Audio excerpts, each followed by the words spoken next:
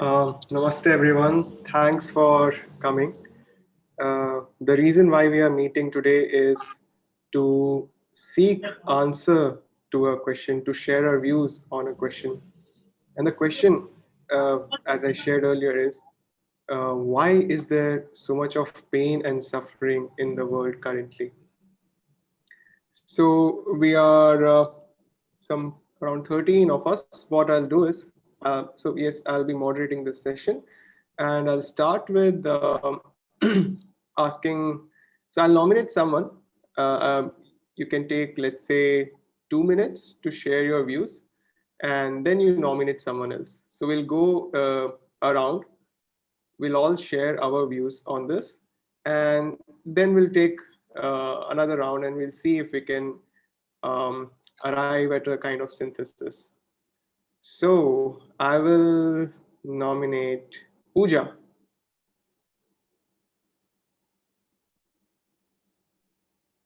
Hello everyone. Hi Pooja. Can you be a little louder? Okay. Can you all hear me now? Much better now. Yeah. Okay. So I think I'll speak a little later. Is it okay? So you can nominate someone else. Okay. Shruti?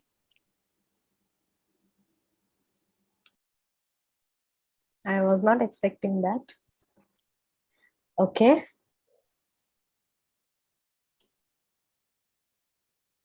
Why is there so much of pain and suffering in the world currently? Shruti, can you turn on your video? So whoever is speaking, it would be nice if you can turn on your video when you speak. Yes. Yeah, whoever can speak with bhava, no, we really prefer to speak.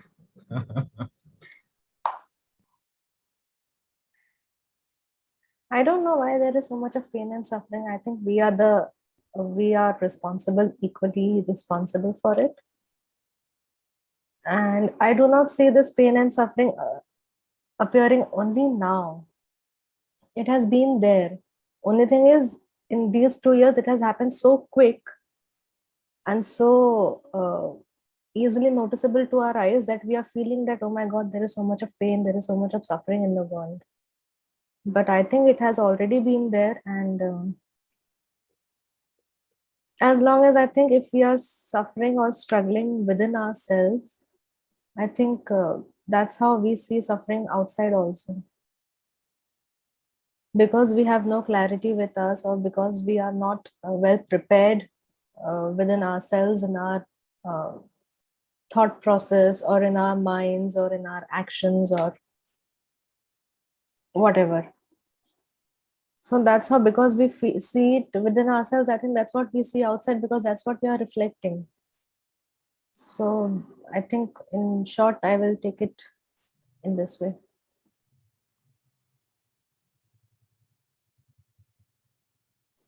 Okay, I ask Rohan. Okay, hi everyone, and I'm also not expecting my name, but I'm totally agree with Shruti di कि जो pen है वो पहले से exist करता है. मुझे लगता है यार कि हम अपनी वैल्यूज या अपने जो लाइक इमोशंस है ना, उसको हम बहुत ज्यादा बहने दे रहे हैं या बहुत ज्यादा रोक रहे हैं. उसकी वजह से हम फिलहाल पेन में बहुत ज्यादा सफर कर रहे हैं, बिकॉज लाइक कोविड की सिचुएशन से सबका हाल जो है ना, सब अपने अपने घर में रुके हैं. तो उसकी वजह से जो बहुत सारे इमोशंस है जो बाहर आने चाहिए वो अंदर दब जा रहे हैं. तो वो जो इमोशन दब रहे हैं उसकी वजह से शायद से हो सकता है कि हम पेन में सफर कर रहे हैं. सो या that's from my side, and I will nominate Anamika the. Okay.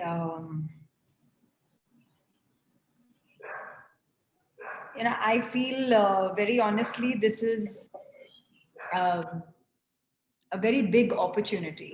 It's a very big opportunity for the entire human race to actually know of the capabilities within. unless or until we are put in a situation, we will never know what we hold within.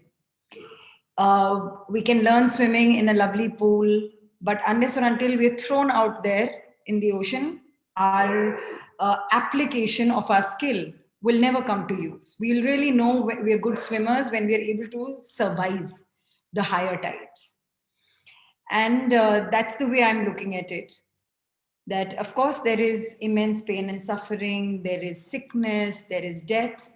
And like Shruti put it, it's not like now this is happening. It has been there. And every day, ever since the creation has happened, there has been death and there has been birth. There has been pain, there has been suffering. But this is a very big opportunity for humans because it's a common suffering now. It's a common language being spoken. And I feel that if we can recognize this oneness through this pain, then it's well worth it. Otherwise, we'll have to continue suffering. So that's all from me for now. And let me nominate, okay, I'm gonna go through the lists. Let's have Radhe. Radhe, would love to hear what you have to say.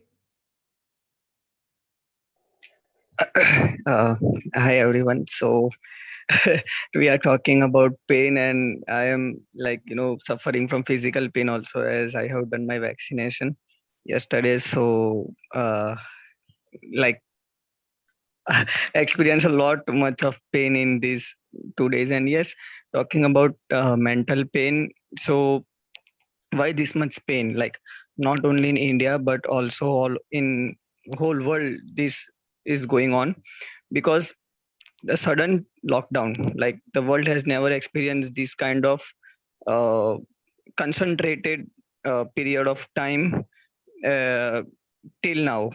Like if we witness the history, like lots and lots of pandemics were have happened, but in none of them there has been such concentrated period in which one, one is suffering so much of not letting it, so much of not letting it flow kind of things.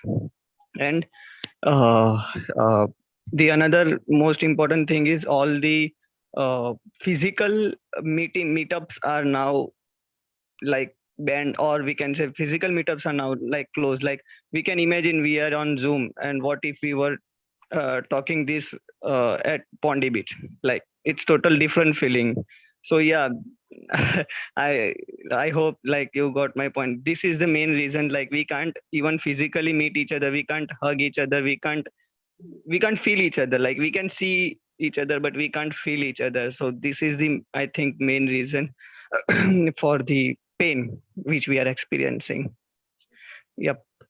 So now I don't know. I have joined late, so I don't know who has spoken till now. So I will nominate Rahul Bhaiya if he has not spoken. So I'll pass over the baton to, let's see, Mayur.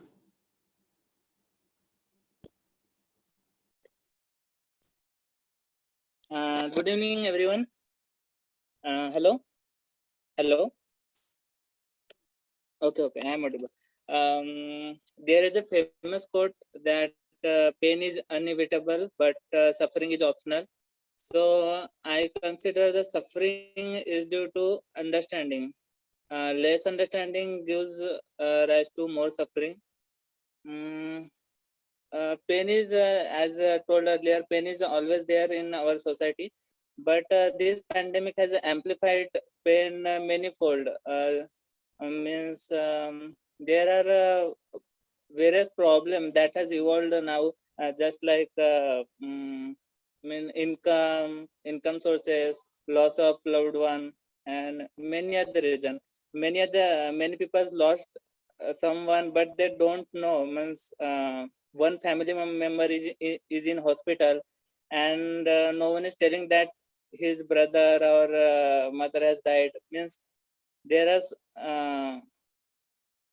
level of pain people going through is amplified so much time.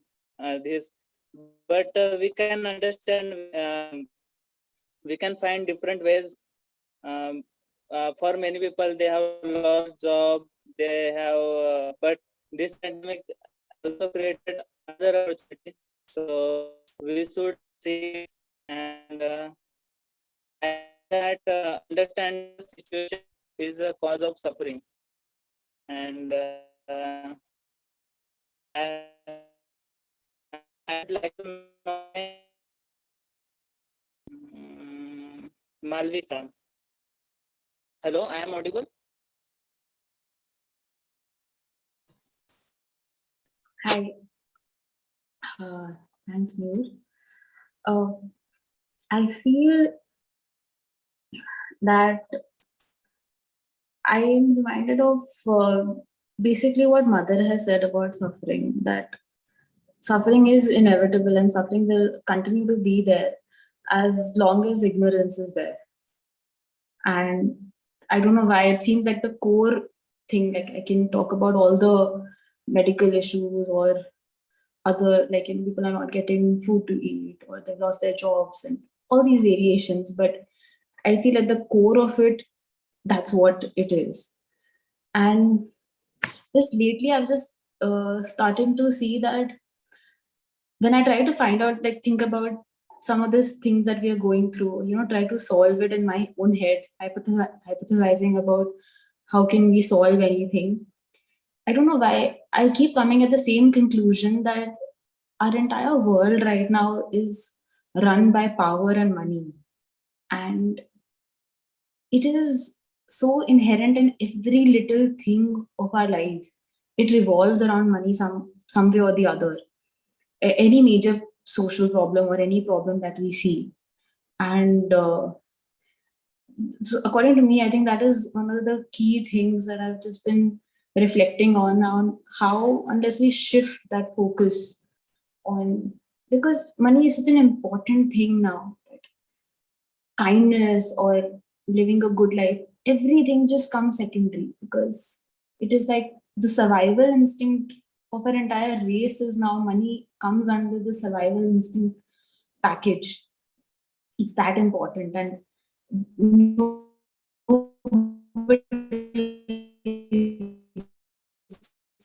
bunch of also, like I don't understand the concept of power, but I know that it's there. And so it's so, our entire lives revolve around it. Not many other people I know in Pondicherry, but many of the problems that I see around me. So I think, according to me, that is one of the issues why there is so much of suffering in the world. I don't know, go on and on. I'll nominate Radhika.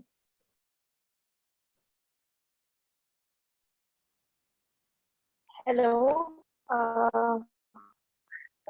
I really don't have a built-up view about the world in crisis or the pain, because it has been acting upon so frequently in the world that right now my views are too much in the float, so I cannot articulate them in a perfect manner. So I would like to skip, and maybe I have come here to this session so I can have a deeper understanding of it. So thank you. Radhika, we have Tarini, Fatima.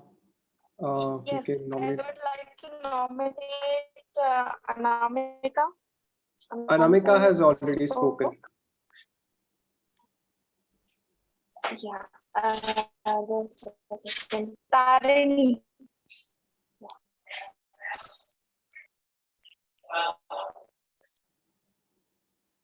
Tarini, over to you. Tarini, yes.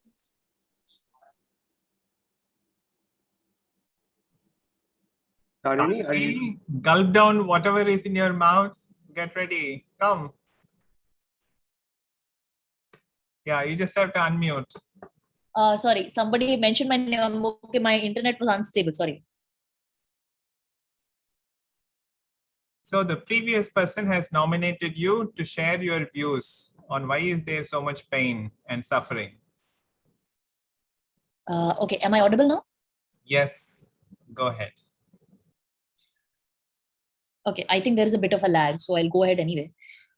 Hearing everybody hearing everybody else go before me was a really illuminating experience. First of all, I'd like to say very choice words, and Anamika said something about how this is an opportunity, and in that way, I would like to see. I mean, I feel the core of suffering is the fact that people always employ this paradigm of separation, from this paradigm of separation that is there, between good and bad, or the person who experiences and the person who observes. When we forget that we are one, or we are a union, and if there is pain, it implies that there is going to be some growth.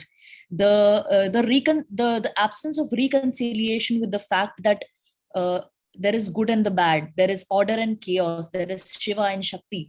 When someone is not able to reconcile with this notion of union, I think therein lies the suffering. Even when we talk about mental pain and mental conflicts, sometimes we judge ourselves so hard that, oh my God, I am feeling jealousy. Why am I feeling so jealous?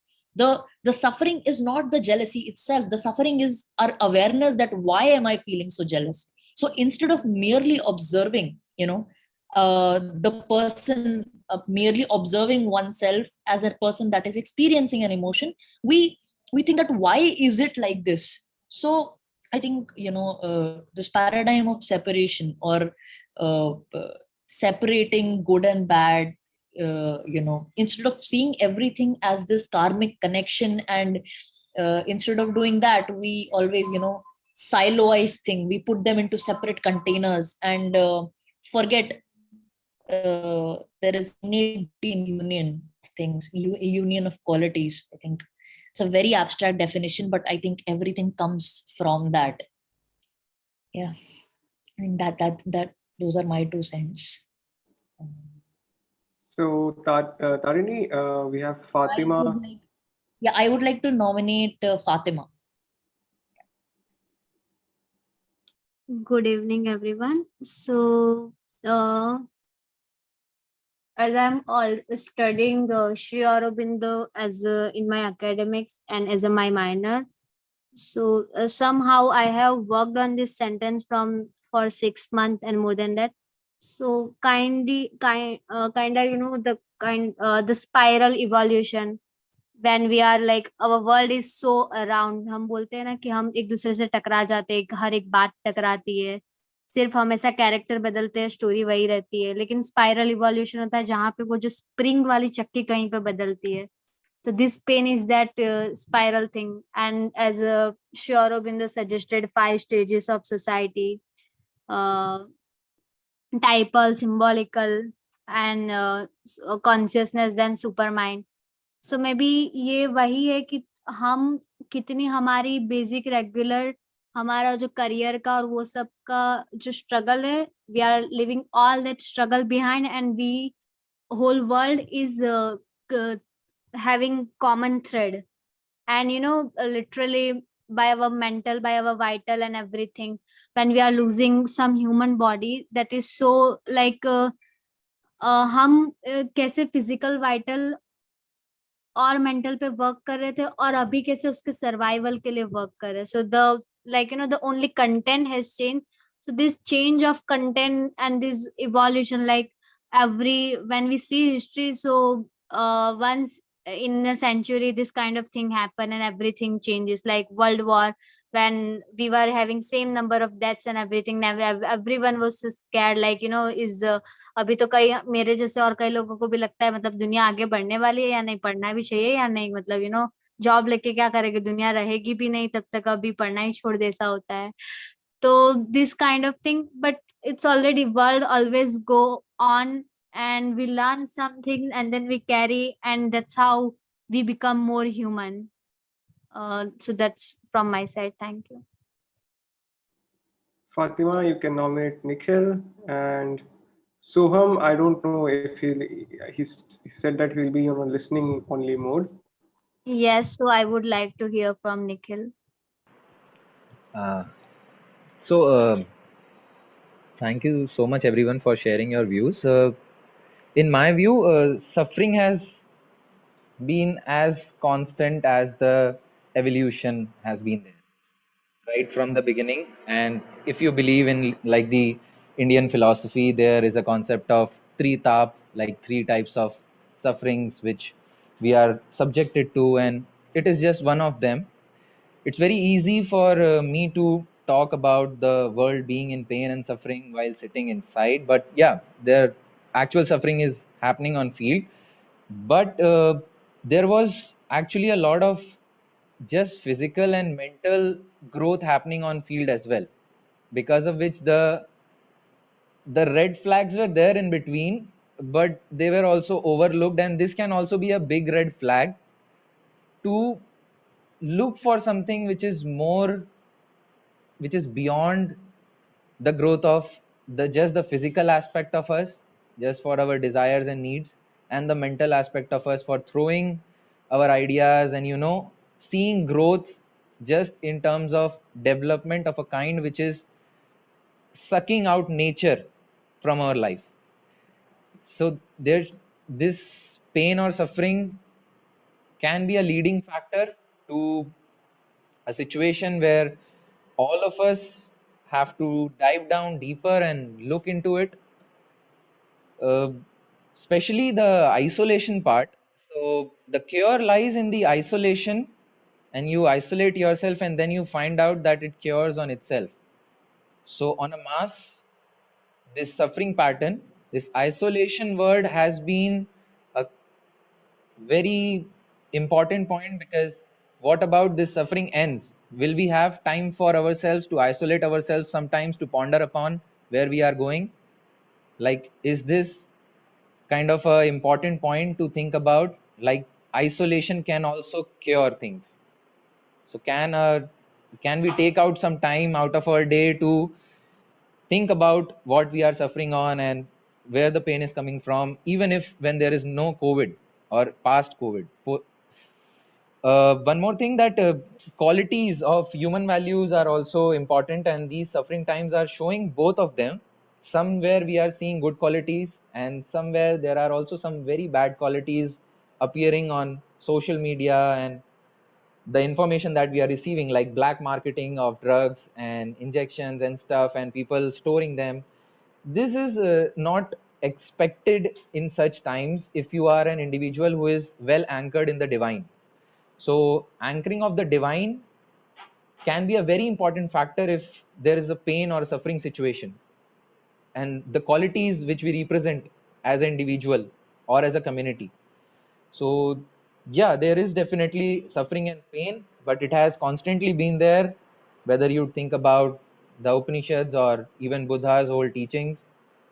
But the qualities, how Buddha thought about suffering and how we are dealing with it, it makes a great dynamic change. So this is where I would like to add on. That's it for now. Okay, Sahil has just joined us. Sahil, we are all discussing, sharing our views on the question, why is there so much of pain and suffering in the world currently? Would you like to share your views on this? Hi Rahul, I've just joined, so we'll take some time to read. All right. Okay. In that case, Soham, would you like to speak? So much. Hi, yes. Thank you. Most of my thoughts are already spoken out there. So thanks a lot to everyone. And yeah, because it was there. Pain and suffering was always there from beginning. But I believe, as Nikhila said, we have been getting lot of information this time. मतलब पहले world war भी हुआ था, उसके पहले बहुत कुछ हुआ था, बट oneness का एक जो concept है, we everyone was in their own territory and countries, so we were not getting कि क्या चल रहा है बाहर. And in this time when you are anchored with the divine and you need to progress, what happens is a lot of things that you receive somehow you start getting distracted. So this time this is different because we are all connected on a platform that is a bit of different from what needs to be the ideal example of oneness. So yeah, that's from my side. Thank you. Okay, I think yes. Shivda, would you like to go ahead?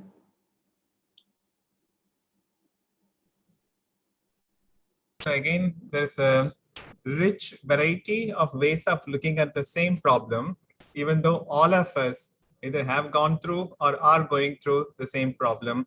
There is a little bit of pain, suffering, which is part and parcel of our life. And if you look at it from one point of view, Anamika has nicely pointed out that you can look at it as an opportunity. And it is an opportunity to grow. Suppose if everything went on so smoothly, no, a general impulse is like sitting smug and wanting to enjoy. Now everything is available. I want to rest and relax.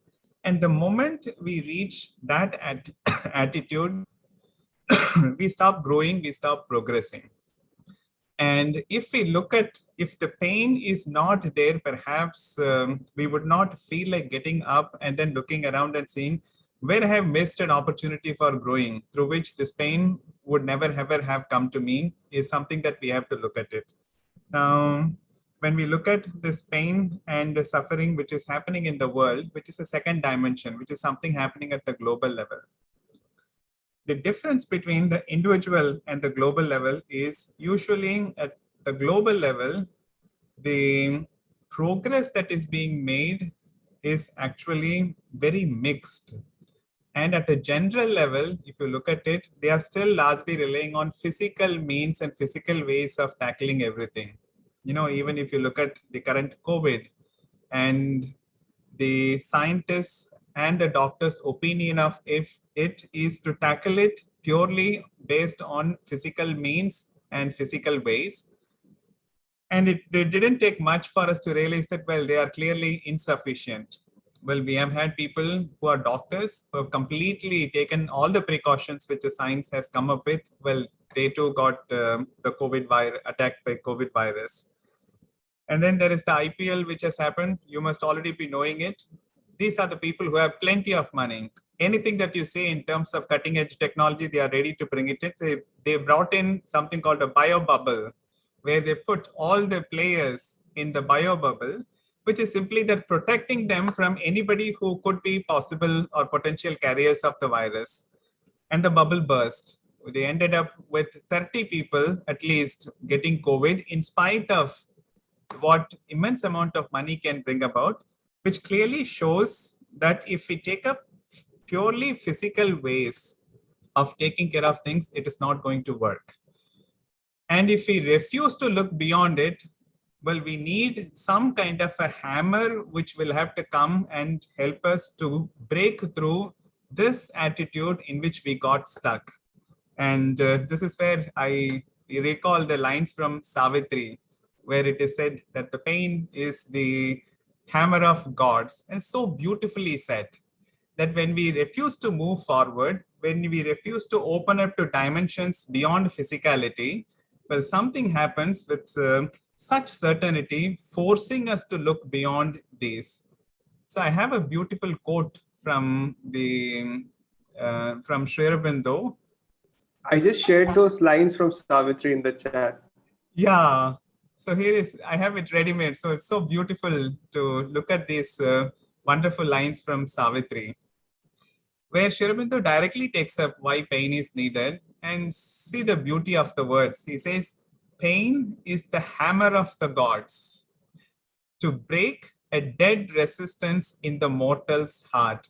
So whenever we have a resistance to look beyond only what we can see, touch, feel, eat, and then at the physical level, whatever we do, well, something like a hammer falls on us, helping us or forcing us to look beyond it. And next he says, a dead resistance in the mortal's heart for what? His slow inertia as of a living stone. We are almost like living stones, stuck to physicality, refusing to look beyond it. And then he says, if the heart were not forced to want and weep. his soul would have lain down content at ease. This is what something has to force our heart to want to weep and then to want things which are beyond what is available right now. Well, if this has not happened, well, we would have become very smug, laying down content at ease, and never thought to exceed the human start. Well, we were almost like cavemen who were completely focused on khana pina and then the physical comforts. That is how we started with. And if we decide to be stuck at the material level at its own comforts, well, that is not sufficient.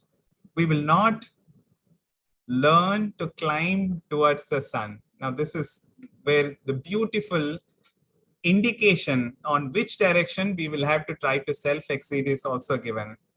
Well, if you look at the world as it is, we have reached a certain level of maturity at the physical level. Now we want to break through. Even the cutting edge of science is almost reaching the threshold of physicality, where they've reached the quantum world, where already the physical laws are going for a toss.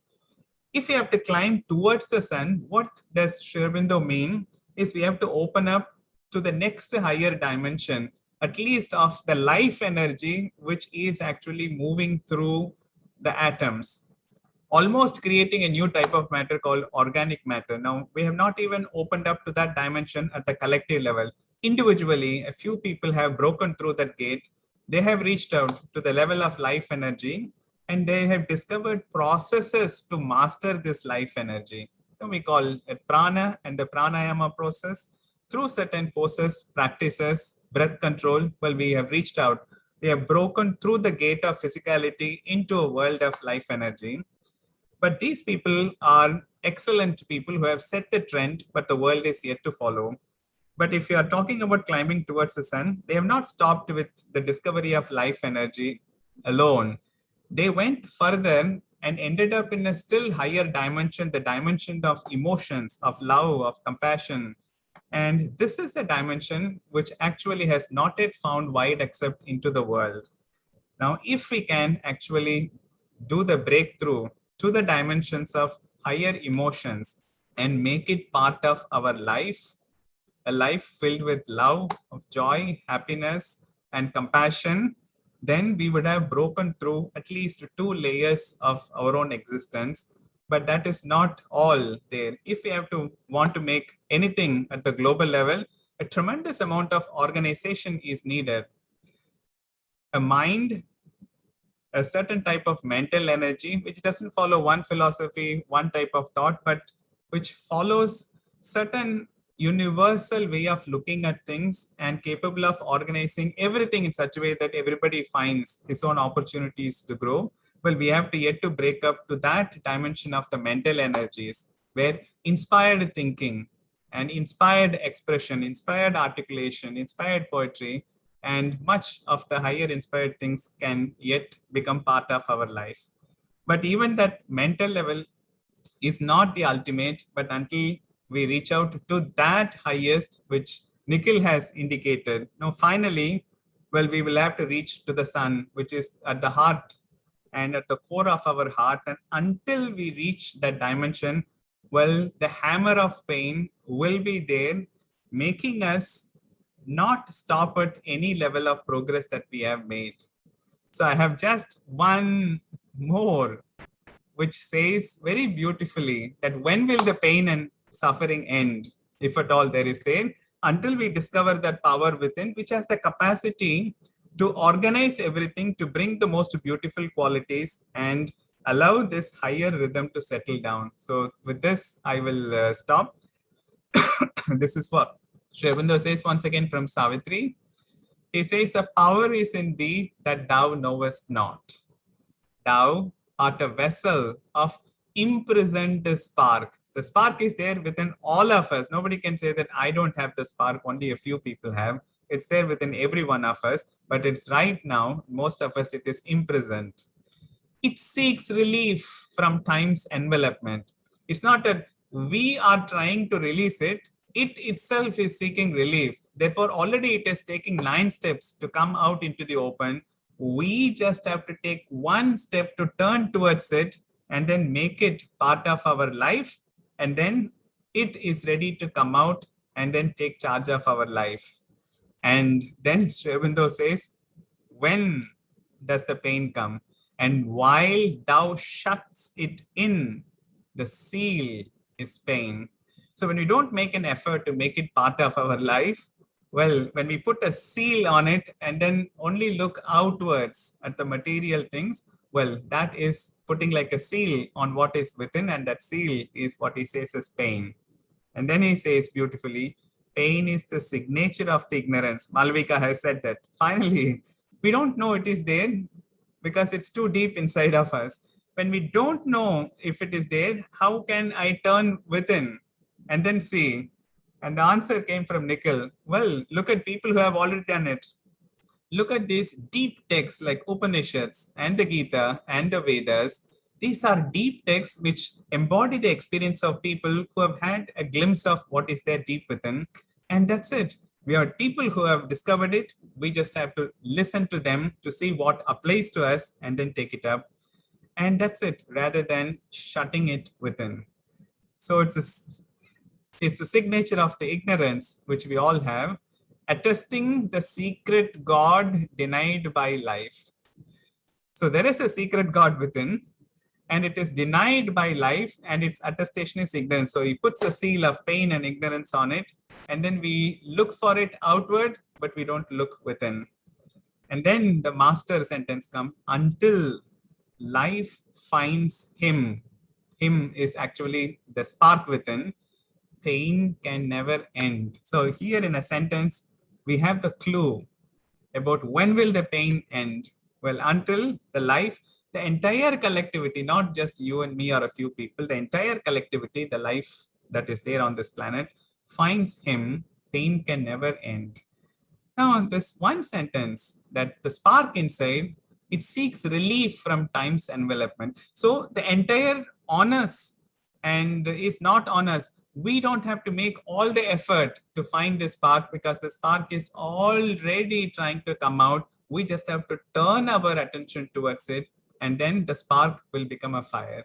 So already there is a secret will which is working overtime 24 hours, well, 365 days a day, non-stop, just so that it can come out and then take charge of life so that the pain as the hammer is not needed anymore.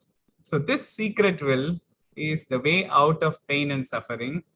And whether it seem good or evil to men's eyes, which are ignorant, only for good the secret will can work.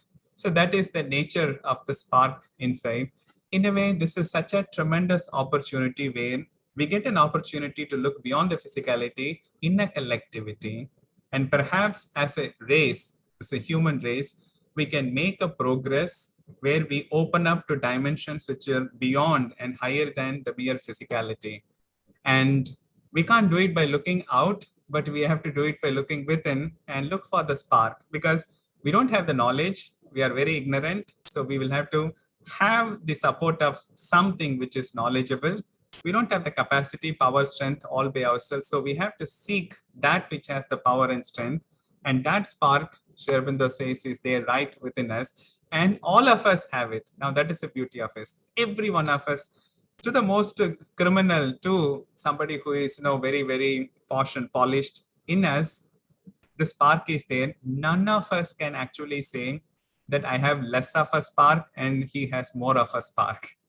Now this is what actually makes us as one, because this spark is not totally different from anybody else's spark. The essence or all the sparks have come from a one single fire, which is what we call the divine. And in that sense, several people have said we are all one. So we are all sparks coming from the same fire. We just have to turn towards the spark, catch hold of it, and take its help in perhaps getting through certain barriers, certain bubbles in which we have caught ourselves. So over to Rahul Sharma. Tripti, would you like to share your views?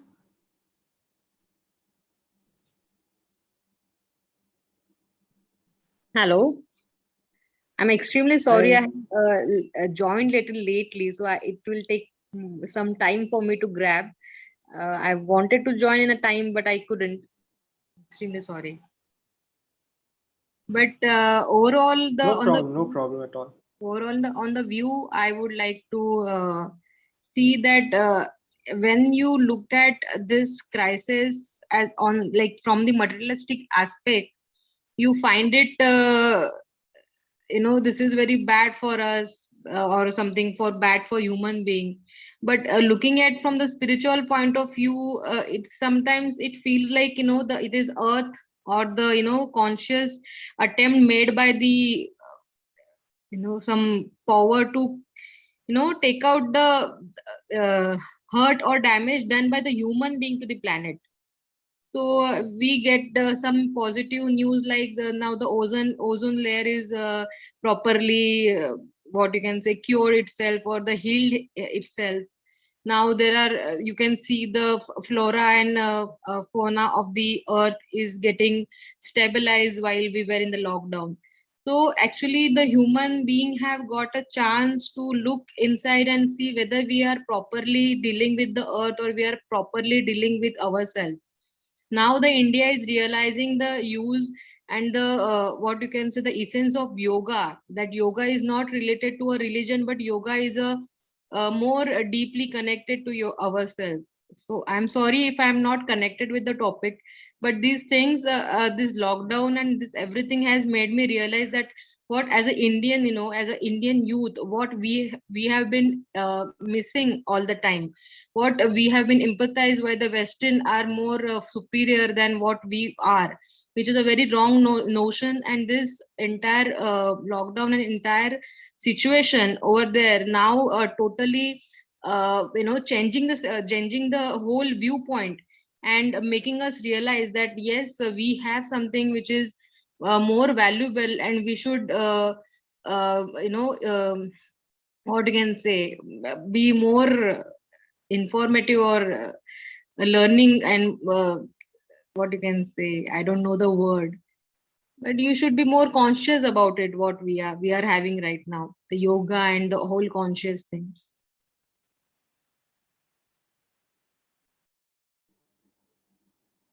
Okay, that is my Okay. opinion. I may be wrong. All right.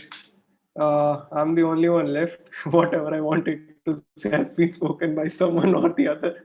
I thought of sharing the lines from Savitri that also Shivdak took and said, so I'm left with nothing. I bombed So I'm your gonna. opportunity. Yeah, this was very beautiful. The way the whole conversation, the discussion unfolded was very beautiful for me to listen. So now I'm opening the floor to everyone.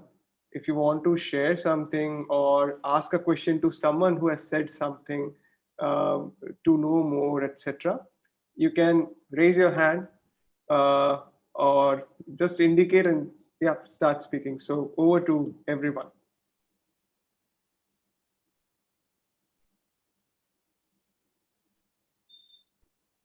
Go ahead, Nikhil. So as Tripti ji shared like about nature doing it, and that struck me a thought which I've been reading about. So I've been reading Synthesis of Yoga, and in the introduction part, Sri Aurobindo shares about that nature is not always, slow and steady, evolution happening slowly and steadily. But when the time comes, she also has like this attitude, like she storms sometimes to reach toward passionately forwardly moving in a hope to reach towards her goal. And there can be mediums of violence and many other things, diabolical or divine, both can be there. So this is something I got reminded of when she shared about it, like nature taking its toll, and it's something which is on a very strong notice she is trying to indicate on, and union of ourselves with the divine, or there can be different perspectives, But yeah, if you think about it, like, is there something that nature is moving towards, rushing towards, then that gives a whole new canvas to think on. Yeah. This reminds me of somewhere the mother said when a disciple asked that there's so much suffering. I don't know what was the year, perhaps it was the World War, I don't know, but she just said one thing: if only man would consent to be spiritualized. And it's like that was her answer to all the problems. If only man would consent to be spiritualized. Yes, over to anyone who wants to speak.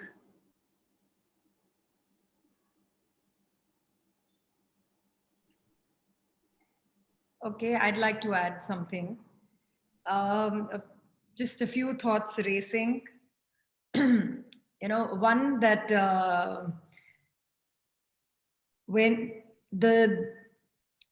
I'm a sailor's daughter. So, this is something that my father would constantly say, that there was a sailor's story that, everybody's on a ship and there's a big cyclone and it's caught in the cyclone and it's possibly going to sink. People don't know. So everybody starts praying. And, but when they look at the captain, he's not praying.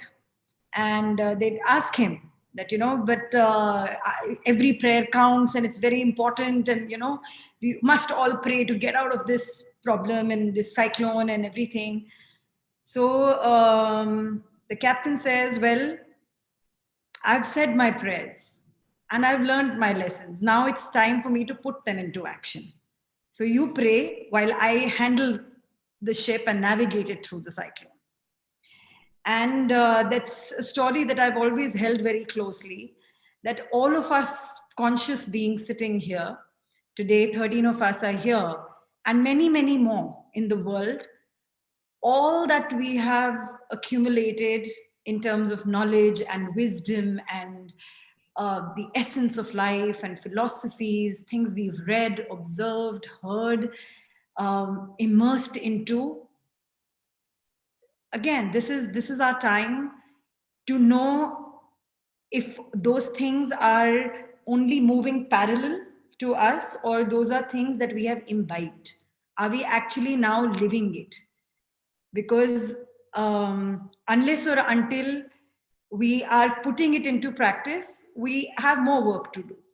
And that is, I think, where the human consciousness is today.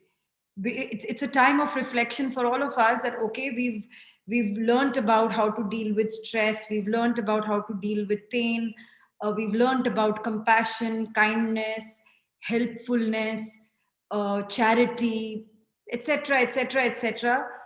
What is my application today? What is my application of everything? All the wonderful masters who've been there, who walked this earth, who walked this planet much before there was social media, and their learnings are carrying on for beyond centuries. And now today I get that opportunity to be the Buddha and to overpass that suffering. Today I get the opportunity to embrace the qualities of the mother. Today I get the opportunity to be the Sufi saint and a fakir and everyone who's felt life in its core. So of course it's a prayer that more of us, more and more and more and more of us humans are able to plug into that eye to eye, that we are not these individuals who are going through our battles. We're not just a community. And so beautifully how everybody's put it in terms of relevance of nature today. Nature is showing this to us every day. We are not hurt when the leaf falls off a tree. We don't feel hurt when flowers die. We don't feel anything when the water evaporates off the rivers and they're left dry for long. And maybe there is suffering there. Or if it's not, if they can replenish themselves and get depleted and all of that. So are we different? Are we separate from nature? Then why are we suffering? So this is not just an opportunity for us to be one in terms of humanity, but actually connect with everything that is ever created. And it's just beautiful. Thank you, Rahul, and thank you, Shivda, and thank you, everyone. Because I'm sure this is not something that it's not a 1 hour conversation. It's something that we have to be in awareness of forever now. This is a big shift, to be in this awareness forever, to be awakened forever, to be alive and aligned forever, and observe and embrace and experience what's more to learn. Thank you. Just a quick note on the time check. We are at 10. In case one has, this is a hard stop, one can feel free to leave, but we will continue. Is that okay with everyone? Yeah. All right. Okay. Over to you, Tripti. Please go ahead. And I just wanted to share one thing with me. When I came to Pondicherry, and Shivda has given me very nice quote. He had showed it to me. It was by Sri Aurobindo, and always in my hard times, I read this and it reminds me that we should not worry, because our radar is with someone who is very strong. So I think Shiv Bhaiya will definitely know this. Rejoice and fear not for the waves that swell, the storms that thunder, winds that sweep. Always our captain holds the rudder well. He does not sleep. Sri Aurobindo. This is a very beautiful quote, and I remind myself, yes, we are going through a very bad time, but our rudder is with someone who is not sleeping, who is always behind us, and definitely we will come out of this. So I always infuse myself with the positivity whenever I read this quote, and I want to share with all of you. And I think Shiv Bhaiya can explain a little more on this if he can, please. It is my humble request to him.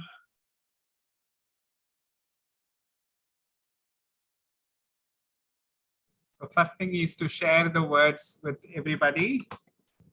And this is the words. Rejoice and fear not for the waves that swell. COVID is not just a wave, it's a tsunami, I tell you, because other waves we have seen much, but this one is much bigger than the other waves. The storms that thunder, winds that sweep. And always there is a direction in which we are supposed to move.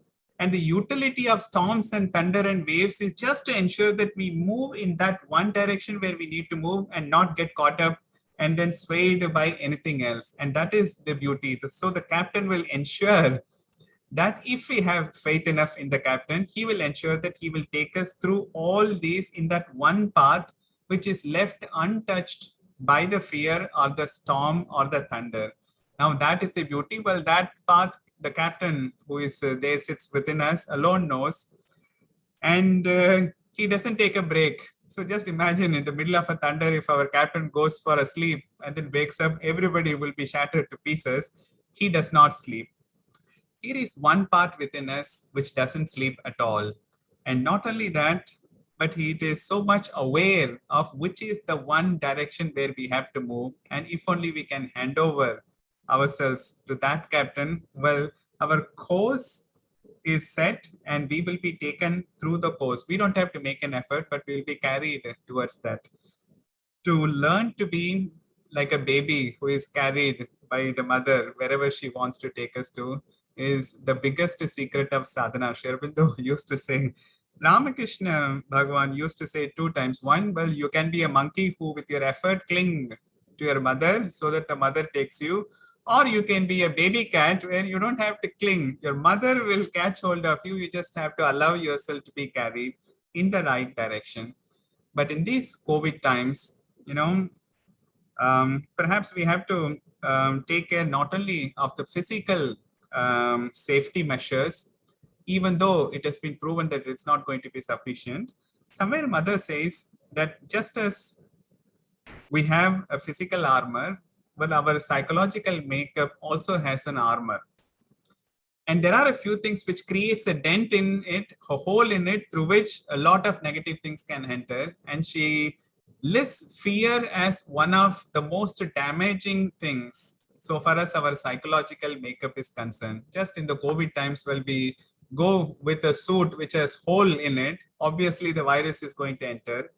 But even if we plug that, if we go with the hole in our psychological armor, definitely the virus is going to get through it. Amply proven nowadays, people with complete physical protection have been caught hold of this virus. So this hole of fear, if we can plug it with faith in our captain who leads us, well, then there is nothing like that. With faith and courage as the armor, well, we just have to keep on going. So that is, in a certain sense, is the meaning of this particular phrase, the poem which Sri Aurobindo has written to one of the disciples here. It was written to that disciple on her birthday when she actually asked her, where am I going? What am I supposed to do? And Sri Aurobindo wrote a bigger poem. This is one stanza of that poem. Thank you so much, Shivda. It was really enlightening and very beautiful. So Sahil has a question. Go ahead, Sahil. Hello, Shivda. The question is for you. As mother has always said that the India will always be India one day again will be undivided. But in so much of crisis in the country, why we always see India is divided internally? Why is India always divided internally in terms of political, religion, everything? And in this case, where we are leading today, the youth is confused between going towards the spirituality or moving far away from spirituality.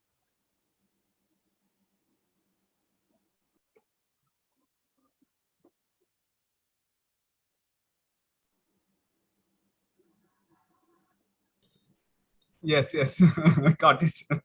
So before all these broken pieces of India can join, the place where we have to join together is in our hearts. And that is so important.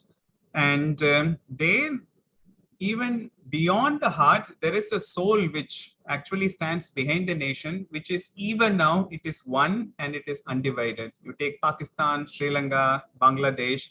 If you can go through these countries and have a feel of it, there is one soul behind this undivided India. Unfortunately, its body is separated. It's been little torn apart. Like my hand is here and then legs are here and head has got a little dent. As long as the soul is intact, the second one is inwardly in our hearts, we must learn to unite. Otherwise, physically, if we try to unite too soon, it is going to fall apart. Now, that is the progress that we have to make. And in order for that progress to make, well, we will have to go through certain attitudinal differences and also put it into practice. One of the things that divided us is the Hindu-Muslim faction. Well, one thing in this country, we never had any religion, so to speak. Many people have not yet understood it. We were always have been seeking for a truth that always unites. You know, all this modern idea of inclusiveness and other things, well, we have been practicing it from the ages of the Upanishads, where we used to say that all of us have that one factor which is equally good. So how is one person different from the other person? Essentially is a true inclusiveness we have had. We never had any gender problems because what is inside, we have already declared boldly that it is beyond gender. So when what is inside is beyond gender, what is the problem in me and you coming together? And why should we fight against each other in terms of gender? Now, these differences that we find outside, all the differences can be resolved only when we reach a dimension where there are no differences, there is unity, and yet a diversity based on that unity. Now, let's not say that in order to kill the gender problem, everybody will change into men or everybody change into women is not going to solve the problem, because humanity cannot progress like that. The moment India, Pakistan, Sri Lanka, or all the different parts of a united India, Akhanda Bharat, realize that if we can step within us, get connected with what is already feeling as one nation, then we will have the capacity to bring out that unity outwardly too. There was somebody who directly asked the question that I want to get connected with India, the true India, what is the best way? And mother said, just simply, get connected with your soul and it will put you in touch with India. As simple as that. Now, outwardly, with whatever ideas and fancy notions we have with which we try to bring them together, they are going to fall apart. And if we can rely on that which already feels that oneness among Hindu or Muslim or whichever color, size, shape people have, then we have the greatest possibility of getting truly united. And yet retaining the diversity, our individuality, and our uniqueness, which is more important. So we're not asking everybody that everybody must convert to Hinduism or Christianity or Islam. That is not going to happen. But inwardly, we make an effort to be united. So inwardly, we are one. Outwardly, if we base our diversity on that oneness, well, we can be as richly diverse as we can be. So that is the direction towards we must move. But before we can attempt it at a collective level, well, we should have done it within ourselves. Just look at ourselves where we are made up of different parts which pulls us in each direction. Any important decision I have to make, my mind will tell me one decision and my heart will pull me in the other direction. Well, my body is going to say, come on, let's do it comfortably. Let's have atka, khana, chapati, and then everything will come later. So when we ourselves are divided, how can we think of unity outside? So the first is to become one single person within ourselves, and then we can come together and try to create that unity outside too. Unity inside, diversity outside, and that is the way to go. Thank you so much, Ivda. Anybody Sahil, thanks for asking this beautiful question. This is something very close to my heart. And next year on 15th August, it will be our 75th year of freedom. And it also marks 150th birth anniversary of Sri Aurobindo. Now, this is not a mere coincidence. And I think we all should ask ourselves that what are we going to offer to Sri Aurobindo? And what are we going to offer to our Mother India? I think this is a question we all can ask ourselves, and yeah, let's see what happens then. Anyone else who wants to share something or ask a question? Shruti, go ahead. So I just want to share कि यहाँ पे when we go for darshan in the mother's room now, so when you're climbing up the steps, there's a nice big framed quotation there. And I think it is a nice way to end today's discussion. So it says, the world is preparing for a big change. Will you help? ? With the mother's signature. So I think right now we are in that process. We are in that phase. The world is actually preparing for a very big change. And she asks later, will you help? So it's up to us whether to answer yes or no. Yeah, that's what I wanted to share. There's another quote that I've seen. I don't remember where it is, but it just has hit me to the core. It's, you are here to correct what the creator is doing. That is something very, very profound. And that one ends with a question mark. It's like, you are here to correct the mistake which your creator has made. That's what you think? Well, good luck. That's the tone of that question. Well, it will be presumptuous if you think that, okay, let me correct the error which God has made in creating this world. He has made a very bad job of it. Let me correct it. And interestingly, Shruti, just as we go before that, the first turn, there is another quote which actually gives the answer. How are we supposed to collaborate? Just one phrase, cling to truth.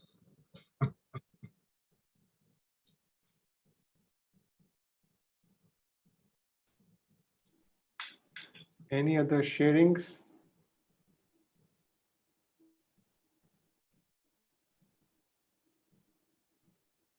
So we close with a minute of silence. All right, come.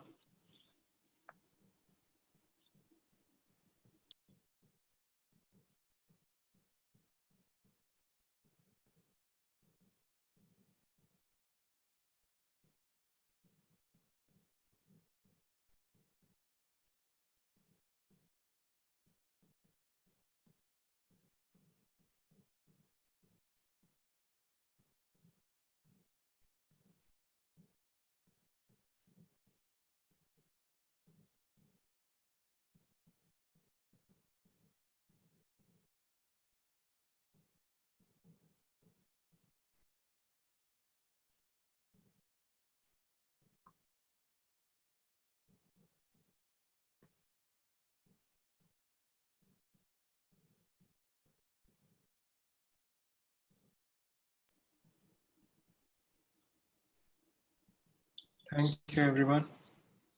Thanks for coming here today. Bye. Bye bye. Thank you so much. Bye.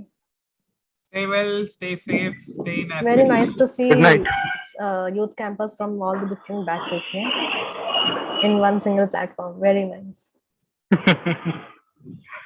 Bye, everyone. Bye bye. Good night. Thank you, Shivda. Thank you, Rahul. Thank you. Martha.